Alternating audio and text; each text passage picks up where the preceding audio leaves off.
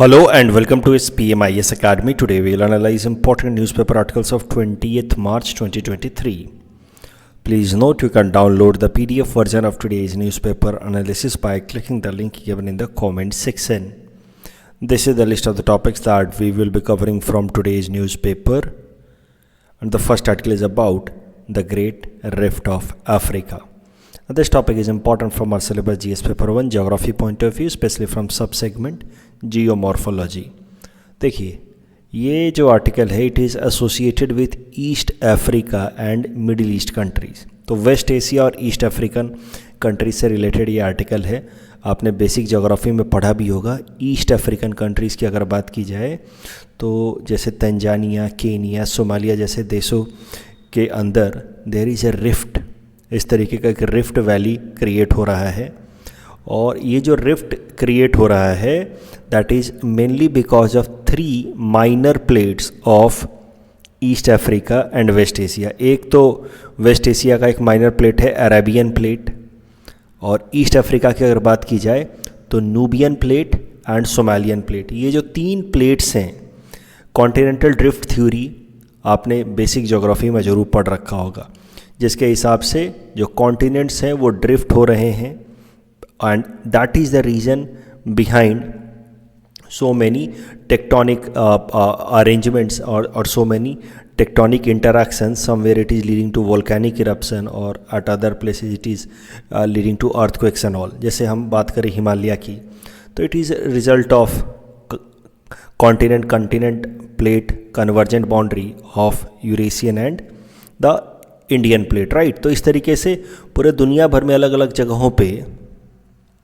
जो प्लेट्स के इंटरैक्शंस हो रहे हैं that is leading to so many geophysical phenomena, चाहे वो वोल्केनिक इरप्शन हो या अर्थक्वेक्स हो या माउंटेन फॉर्मेशन हो। पूरा का पूरा जो पैसिफिक रिम ऑफ फायर है, a series of arc created by many volcanoes, that is also because of plate interactions. तो वैसा ही यहाँ पे एक प्लेट इंटरैक्शन हो रहा है, लेकिन ये जो इंटरैक्शन है ये कन्वर्जेंट ना होकर के डाइवर्जेंट है, जहाँ पे 3 जो प्लेट्स हैं, छोटे छोटे प्लेट्स, माइनर प्लेट्स, क्योंकि मेजर प्लेट्स तो साथ ही हैं but there are more than 20 minor plates. तो उनमें से ये 3 माइनर प्लेट्स हैं, अरेबियन प्लेट और आप कह सकते हैं नूबियन प्लेट या सोमालियन प्लेट, दे आर सब part of African plate and these 3 plates are diverging away from each other, separating away from each other. तो ये जो बाउंड्री आप देख रहे हैं ये डाइवर्जेंट प्लेट बाउंड्री है, और इसी डाइवर्जेंट के कारण अफ्रीका के अंदर बन रहा है अफ्रीकन रिफ्ट वैली, जिस कारण से कई सारे छोटे छोटे लेक्स बने हुए हैं, lake Tanganyika, lake Nyasa, lake Malawi जैसे। और ये जो रेड सी है और गल्फ ऑफ एडन है ये भी धीरे धीरे वाइडन हो रहा है। So these plates are separating away from each other. अगर बात की जाए अरेबियन प्लेट की तो ये अरेबियन प्लेट हर साल लगभग 1 इंच जो है वो ड्रिफ्ट होकर के अवे जा रहा है फ्रॉम द अफ्रीकन प्लेट्स, और अफ्रीकन प्लेट्स के अंदर भी इंटरनल डाइवर्जेंस हो रहा है between Somalian plate and Nubian plate, and this divergence is leading to creation of this great African rift valley. साल 2020 में जियोलॉजिस्ट ने प्रेडिक्ट किया था कि a new ocean will be created over a period of time in this region. ये जो आप area देख रहे हैं धीरे धीरे ये ईस्टर्न अफ्रीकन कंट्रीज जो हैं, केनिया, सोमालिया, तंजानिया जैसे देश, ये ड्रिफ्ट होकर के अलग हो जाएंगे और यहाँ पे एक नया ओशन क्रिएट हो जाएगा। ये प्रेडिक्ट किया था साइंटिस्ट ने साल 2020 में, because the Africa will get separated और parted into 2 small, one large and one small continent. A new ocean will be resulting out of this East Africa drifting away from the mainland Africa. तो ये जो Somalia और Nubian tectonic plates हैं they continue to pull apart from each other. That will lead to formation of this smaller continent that will include modern day Kenya, Ethiopia, Tanzania and to some extent Somalia. अब एक PT perspective से अगर बात की जाए, ध्यान दिया जाए, तो ये जो ड्रिफ्ट होने के कारण ये जो सोमालियन प्लेट और नूबियन अफ्रीकन प्लेट आप एक दूसरे से जो डाइवर्ज हो रहे हैं, उस कारण से जो छोटे छोटे लेक्स बन रहे हैं इन द रिफ्ट वैली, वो कौन कौन से एक एक करके देख लेते हैं। तो lake Malawi, lake Tanganyika, lake Albert, lake Turkana, ये सब लेक्स हैं that are created because of this divergence happening at this place and a rift valley created in Africa. बात की जाए लेक विक्टोरिया की, तो it is not created as a result of this divergence, it was already there। क्या क्या challenges हो सकते हैं because of this divergence? तो of course habitat changes होंगे for many species who are living in this area। वो drift होने के कारण जब ये कॉन्टिनेंट, ये ईस्ट अफ्रीकन कॉन्टिनेंट जब दूसरे रीजन में ड्रिफ्ट हो जाएगा तो यहाँ का टेम्परेचर बदलेगा काफ़ी हद तक, और टेम्परेचर बदलने के कारण there will be habitat changes and that may lead to disappearances of many species. Environmental degradation की पॉसिबिलिटी है, सोशल प्रॉब्लम्स भी होंगी। पूरा देश, अब सोचिए ना, कई सारे देश जो हैं उनके टुकड़े हो जाएंगे, so that will lead to displacement of communities, settlements, there will be international boundary disputes also. हाँ, वो बात अलग है कि this is not going to happen in a foreseeable future, it will take many years to happen. देखिए, rift valley से related एक सवाल पूछा था यूपीएससी ने प्रीलिम्स 2013 में। ये अफ्रीकन रिफ्ट वैली से रिलेटेड नहीं है, इंडिया के अंदर रिफ्ट वैली से रिलेटेड है। तो ये सवाल मैंने आपको यहाँ दे रखा है, please attempt this question and you can submit the answer in the comment section. The next article is about ICC's arrest warrant of or for Vladimir Putin. And this topic is important from our syllabus GS paper 2 international institutions point of view. सबसे पहले हम समझेंगे ICC के बारे में। क्या है ICC? ICC का फुल फॉर्म है international criminal court. It is located in the Hague, Netherlands. ICC की अगर बात की जाए तो इसको एक इंटरनेशनल लॉ की मदद से बनाया गया। उस लॉ का नाम है रोम स्टैच्यूट, और इस कानून की मदद से वो सारे इंडिविजुअल्स जो इंटरनेशनल क्राइम्स करते हैं, जैसे जीनोसाइड, मास लेवल पे murder, and that too a selective murder of a particular community, उसको कहा जाता है जीनोसाइड। क्राइम अगेंस्ट ह्यूमैनिटी, जैसे मास लेवल पे आप कह सकते हैं रेप या टॉर्चर, या वॉर क्राइम के दौरान, वॉर के दौरान कुछ ऐसे इनह्यूमन एक्टिविटीज़ जैसे कि पॉइजनस गैस रिलीज़ कर देना या सोल्जर्स को टॉर्चर करना, ऐसे एक्टिविटीज़ में जो भी इंडिविजुअल्स इंगेज हो रहे हैं या होते हैं उनको प्रोसिक्यूट करने के लिए बनाया गया है ये international institution ICC, international criminal court. और इसको बनाने के लिए जो इंटरनेशनल लॉ लाया गया है वो है रोम स्टैच्यूट। तो as I said, ICC is intended to complement the existing national judicial system. देखिए, बहुत बार होता क्या है कि जो किसी एक पर्टिकुलर देश की जो जुडिशियल सिस्टम है, it is not capable of punishing certain individuals who have committed crime of international level. हो सकता है वो दूसरे देश के नागरिक हों। वैसे हालात में वैसे लोगों को जिन्होंने इस तरीके का हीनस क्राइम किया है उनको प्रोसिक्यूट करा पाना डिफ़िकल्ट होता है। सो नेशनल जुडिशियल सिस्टम्स तो हैं ही, यानी कि हमारे देश में या किसी देश में किसी ने अगर इस तरीके के हीनस क्राइम्स किए हैं तो देश की जुडिशरी तो केस ले ही सकती है। At the same time an additional judicial infrastructure has been created at international level to complement the existing national judicial system. तो the point is that when national courts are unwilling or perhaps unable to prosecute such criminals, then such matters could be taken in ICC। ICC में कौन सा case लिया जाता है? तो in general ICC में वही केस लिया जाता है जो UNSC रेफ़र करता है, United nation security council refer करता है। देखिए, वैसे सीधा ICC का यूनाइटेड नेशन से कोई रिलेशन है नहीं, yet ICC takes cases that are referred to it by UNSC और it takes cases that are referred to it by individual states. अलग अलग देश अगर रेफ़र करें तो भी ICC वो केस ले सकता है। It was founded as per Rome statute which came into force in July 2002। बात की जाए अगर इंडिया की, तो India is neither signatory nor has ratified this Rome statute. That means in simple words, India is not part of ICC। कुछ और important countries की अगर बात की जाए, तो इंडिया के अलावा China, Iraq, North Korea, Turkey, they also never signed Rome statute, while there are some countries like US, Russia, Israel, Syria, they signed the Rome statute but they have not ratified it. Means इन देशों में भी ICC का jurisdiction applicable नहीं होता है।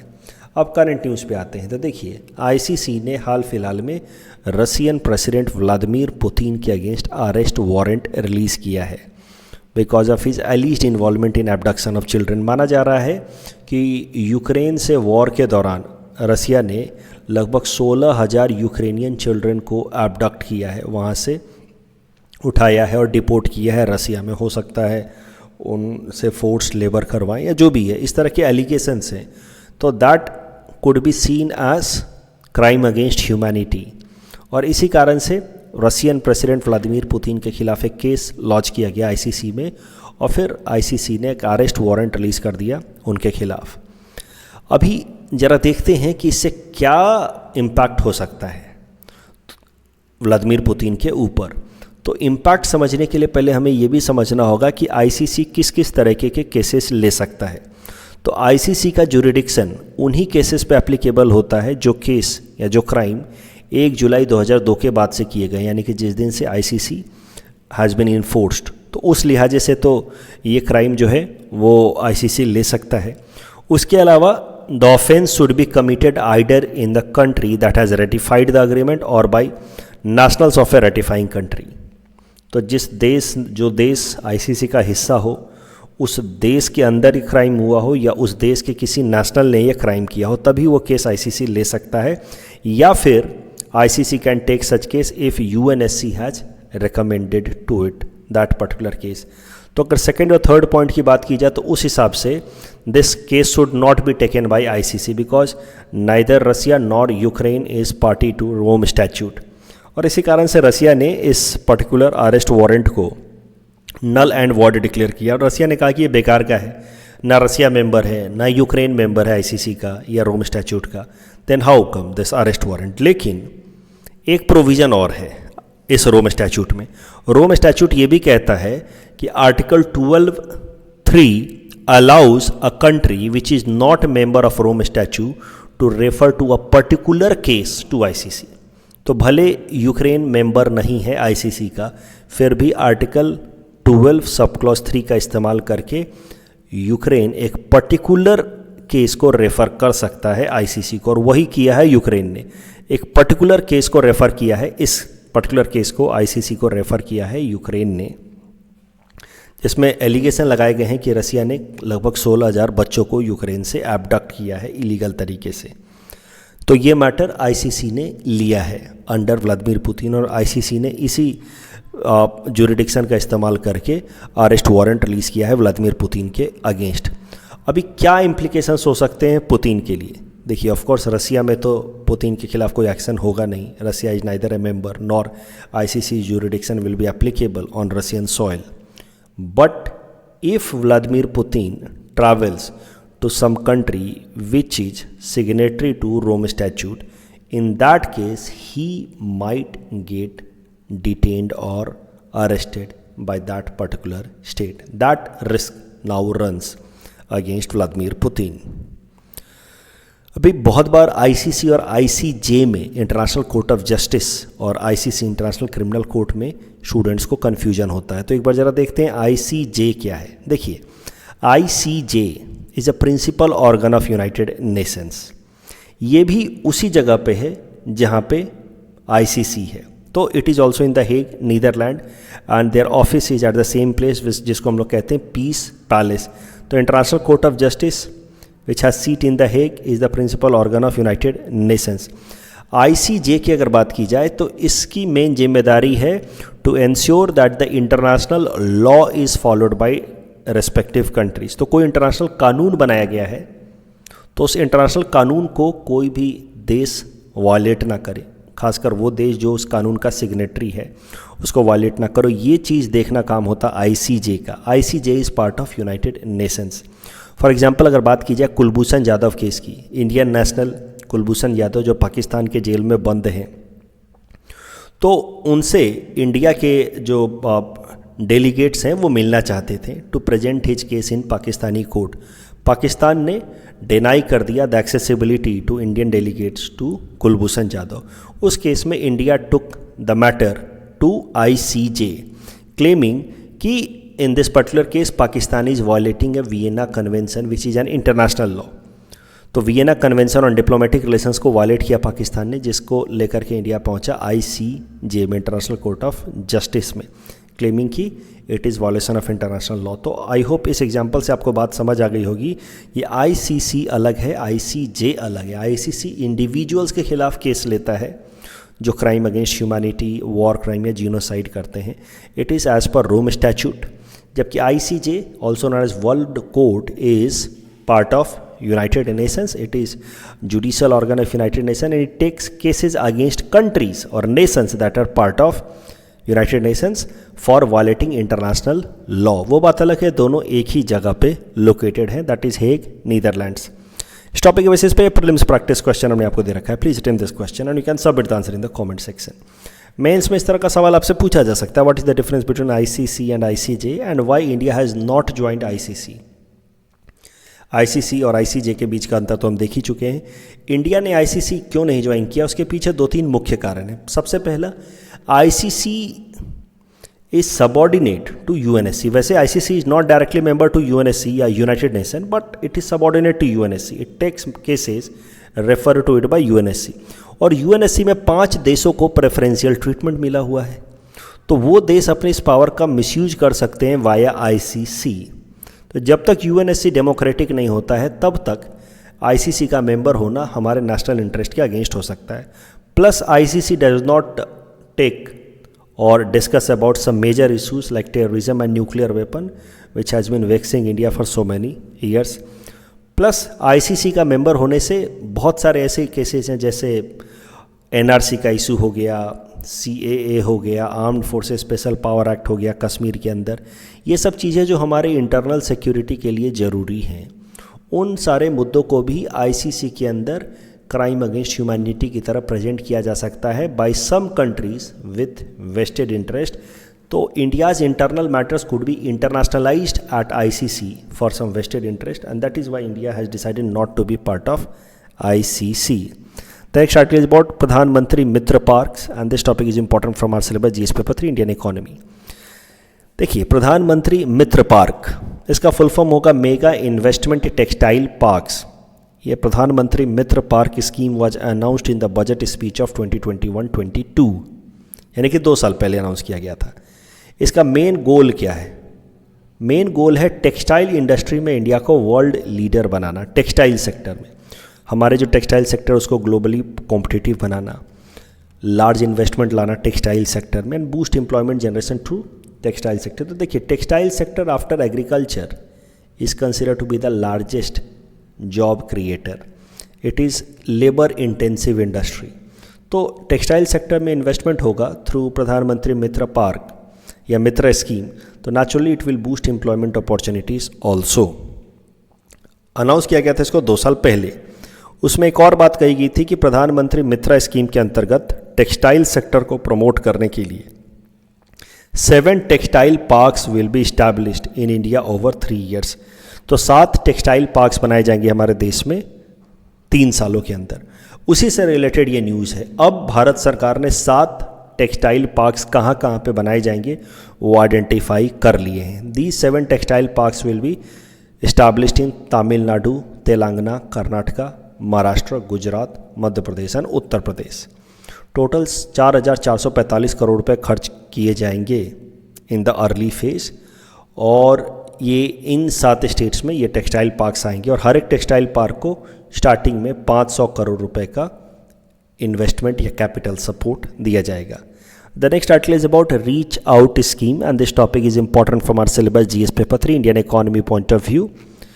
देखिए, reach out scheme is related to ministry of earth sciences. हाल फिलहाल में इससे रिलेटेड पार्लियामेंट में डिस्कशन हुई कुछ, इसलिए हम इसको कवर कर रहे हैं। न्यूज़ में आया है तो एग्जाम पर्सपेक्टिव से इंपॉर्टेंट हो जाता है। Reach out scheme, reach out scheme का मेन गोल है कि अर्थ से रिलेटेड, चाहे वो लैंड हो या ओशन हो, वहाँ से रिलेटेड रिसोर्सेज को बेहतर तरीके से एक्सट्रैक्ट करने के लिए ये स्कीम चलाया गया है, reach out scheme. The scheme इसका पूरा नाम होगा research education training outreach programme. It is being implemented by Ministry of Earth Sciences for capacity building in extraction of resources from earth or ocean. तो R&D in Earth System Sciences, International Training Center for Operational Oceanography and Program for Development of Skilled Manpower in Earth System Sciences. तो ये जो पूरा का पूरा reach out scheme है, it is being implemented in the entire country as one unit. It is not implemented at state wise और state level. सीधा सीधा प्रीलिम्स में ऐसा सवाल आपसे पूछा जा सकता है, reach out scheme sometimes seen in news is associated with. Please answer this question in the comment section. The next article is about inter-district Swachhata competition announced in Assam, and this topic is important from our syllabus GS paper 5 Assam issues point of view. देखिए, मैंने आपको mission Khumtai पढ़ाया था newspaper analysis में, जहाँ पे Khumtai constituency में वहाँ के MLA मृणाल सैकिया जी ने कंपटीशन कराया विलेजेस के बीच में, और जो विलेज सबसे ऊपर आए क्लीननेस में, उनको फिर गवर्नमेंट स्कीम्स के अंतर्गत 1 किलोमीटर का रोड बना करके दिया गया, पक्का रोड. तो इस तरीके से क्लीननेस को लेकर के एक कॉम्पिटिटिव माहौल डेवलप करने की कोशिश की गई. तो जो विनर विलेज था उसके नाम को अनाउंस करने के लिए पहुंचे हमारे चीफ मिनिस्टर हिमंत बिस्वा शर्मा साहब, और उसी दौरान हिमंत बिस्वा शर्मा साहब ने फिर अनाउंस कर दिया कि अब इस तरीके का कंपटीशन पूरे असम भर में होगा, इंटर डिस्ट्रिक्ट वाइज. डिस्ट्रिक्ट के बीच में कंपटीशन होगा, और जो डिस्ट्रिक्ट सबसे ऊपर आएगा उसको 100 करोड़ रुपए का अवार्ड दिया जाएगा फॉर डेवलपमेंटल एक्टिविटीज़. तो इससे आप सोच सकते हैं एक तरीके का कॉम्पिटिटिव माहौल बनेगा amongst the districts for improving cleanliness. तो नेशनल लेवल पे तो है ही स्वच्छता मिशन के अंतर्गत क्लीनलीनेस के लिए हर साल रैंकिंग निकलती ही है. Now at the district level also we will have this competition to promote the sense of और importance of cleanliness amongst the districts. तो कल जो हमने बजट डिस्कस किया था, तो बजट से रिलेटेड जो क्वेश्चंस दिए थे उनका आंसर देख लेते हैं. आज पर Assam budget 23-24 which are the following segment is projected to be highest source of receipt. सबसे ज़्यादा रिसीट आएगा शेयर ऑफ सेंट्रल टैक्सेस से, और सबसे ज़्यादा एक्सपेंडिचर जाने वाला है सोशल सर्विसेज में. कौन से एसडीजी गोल में सबसे ज़्यादा अलॉटमेंट किया गया फंड का? SDG goal number 9 industry and infrastructure. And which department got maximum budgetary allocation? Answer is finance. That's all from our side for today. Thanks for watching.